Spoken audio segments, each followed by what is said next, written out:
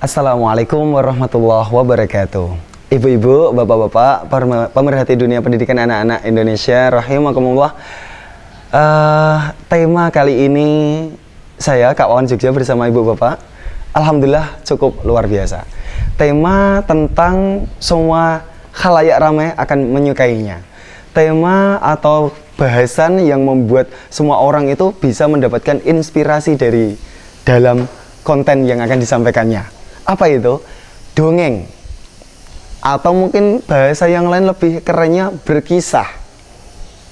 Atau mungkin bahasa yang lain ada sebuah legenda, ada peristiwa atau apapun. Walaupun ibu, bapak, pemerhati dunia pendidikan anak harus bisa membedakan apa itu dongeng, apa itu cerita. Dongeng yaitu sebuah peristiwa, alur cerita yang dikemukakan melalui lisan.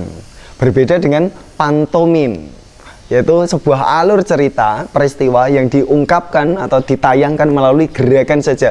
Ada operet, ada sendera tari, ada monolog, ada banyak banget. Kita bahas sekarang dongeng.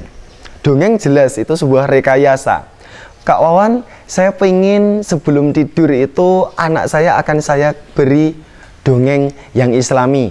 Dongeng Nabi Yusuf. Keliru, Bu.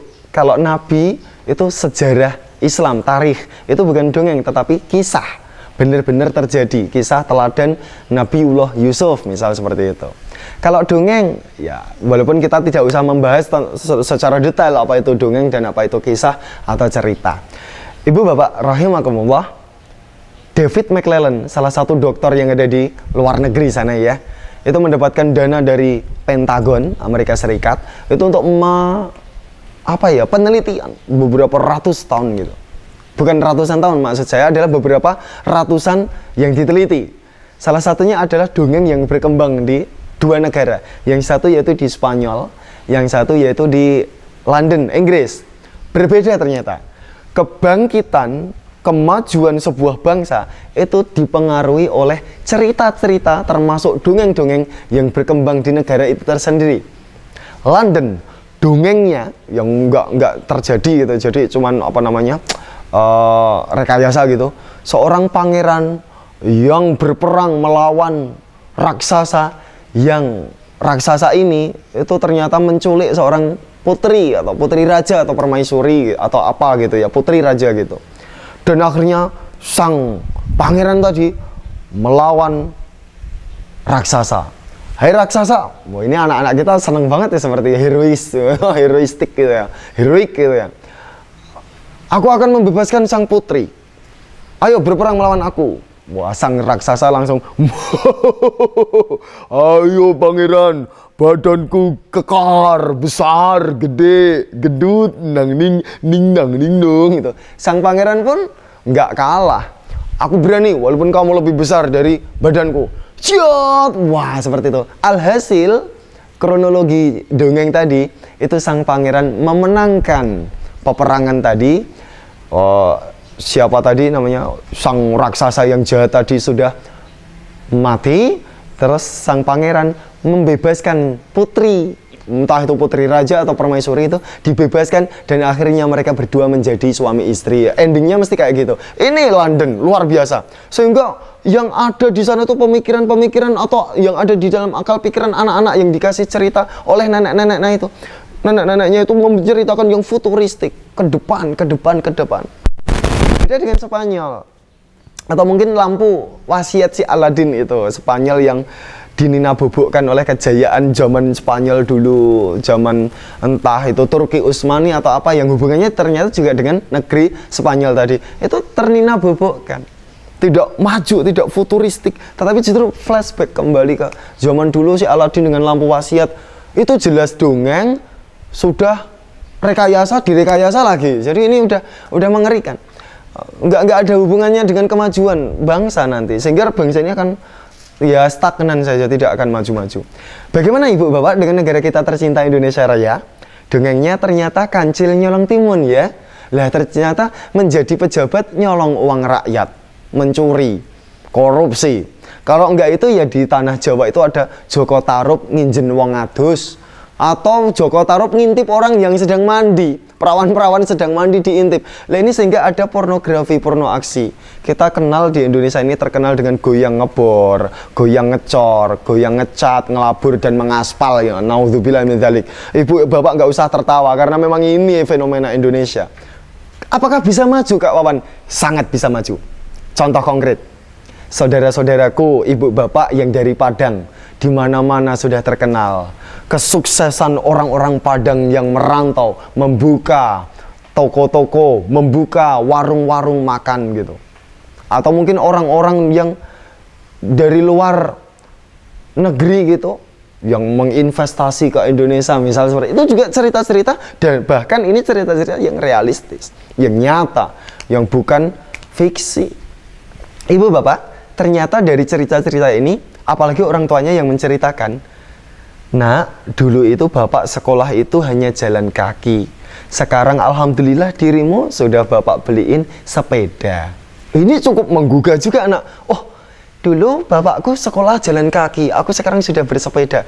Ada di situ nilai-nilai plus. Satu, syukur nikmat kepada Allah. Aku lebih enak ya sekarang pakai sepeda.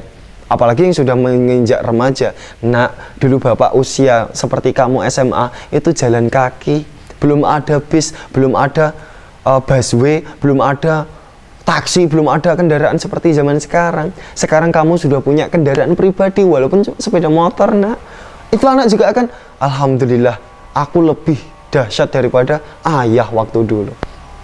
Nah, dulu bapak itu Senin Kamis, nah ini bagus, sebetulnya ini bagus. Tapi zaman sekarang anak-anak nggak mau Senin Kamis. Ini sebuah fenomena tersendiri, juga PR bagi kita sebagai orang tua yang aktif ya. Ibu bapak, dongeng yang dikedepankan di Indonesia seharusnya dongeng-dongeng yang berkarakter keindonesiaan juga. Misalkan saya ya, anak-anak, Kak Wawan mau kasih kalian sebuah cerita. Ini bukan dongeng, tapi cerita sungguh-sungguh terjadi. Luar biasanya Raden Ajeng Kartini. Nah ini pas bertepatan dengan Hari Kartini misalnya ya. Mbah Kakung, kakek, ada apa Kartini? Mbah, kek, aku nggak mau kalau ngajinya seperti ini terus. Aku pengen tahu apa makna di dalam Al-Quran itu. Aku nggak mau cuman Bismillahirrahmanirrahim, Alif Lam Mim, Dzalikal kitabul la raiba fih. Aku nggak mau cuman baca kayak gitu terus, Kak. Terus maksudmu itu apa? Kak, aku pengen tahu apa artinya. Adik-adik, Kak Wawan kasih tahu ya. Begitu luar biasanya Raden Ajeng Kartini sehingga di Indonesia ini ada Al-Quran terjemahan. Ibu bapak, itu contoh saja. Contoh yang sangat konkret. Ketika anak-anak itu mendapatkan wejangan atau nasihat berupa dengan kisah-kisah teladan para pendahulu-pendahulu kita, para orang-orang yang berjasa di Indonesia ini, atau pahlawan-pahlawan kita yang luar biasa, mujahidin-mujahidah itu anak juga terinspirasi. Oh, ternyata Raden Ajeng Kartini itu tidak hanya di dunia pendidikan khusus yang putri-putri saja, mengangkat martabat kaum Hawa saja, tetapi ternyata luar biasa jasa Raden Ajeng Kartini dalam Islam ini, dalam pendidikan Islam ini. Santri misalkan di TKTVA, siap Ustadz, Ustadz Wawan mau kasih kalian cerita yang luar biasa.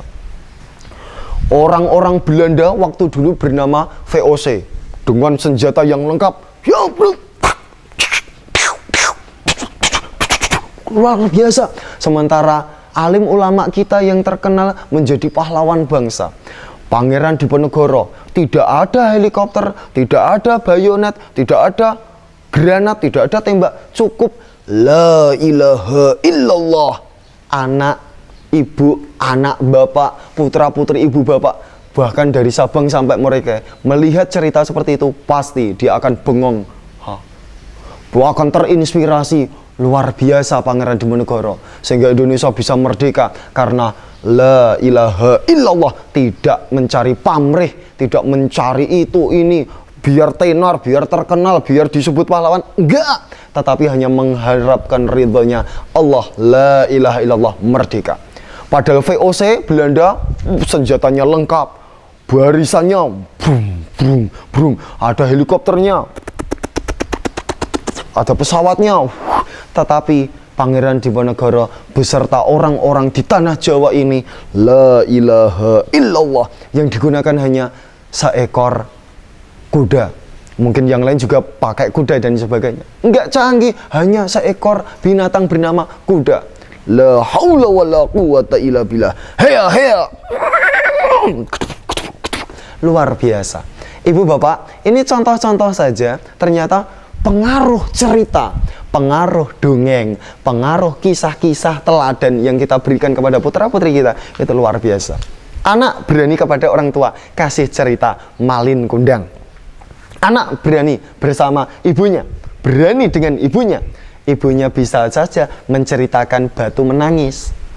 Anak durhaka dengan ayahnya, ceritakan Alqomah. Anak durhaka dengan ibunya, selain Alqomah, Indonesia juga ada Malin Kundang atau batu menangis, atau wanita yang berubah menjadi ikan pari, yang mungkin ibu bapak juga punya videonya itu. Anak berbakti dengan orang tua, pahalanya apa? Ceritakan sahabat Uwais Al-Qarni. Anak yang suka menjelek-jelekan orang lain, cerita-cerita yang lain. Si Dudung atau si Kumang atau yang lain. Orang yang berjasa, ceritakan sirah sahabi, sirah nabawi, dan sebagainya. Ibu bapak, saya tunggu ya. Insya Allah bersama saya Kak Oan Jogja kita akan ya lebih mendalamilah dunia dongeng itu seperti apa. Apa perbedaan dongeng, apa perbedaan cerita, apa perbedaan antara dongeng dengan operet, dongeng dengan pantomin, dongeng dengan kisah, dan sebagainya. Semoga ibu bapak semuanya suka dengan dunia anak-anak, khususnya dunia dongeng ini, sehingga putra-putri bapak ibu insya Allah mendapatkan inspirasi dari dongeng-dongeng atau cerita-cerita atau kisah-kisah teladan orang-orang yang terdahulu yang bisa sukses membawa nama harum di dunia sampai akhirat, insya Allah sampai akhirat. Aku qouli hadza, wassalamualaikum warahmatullahi wabarakatuh.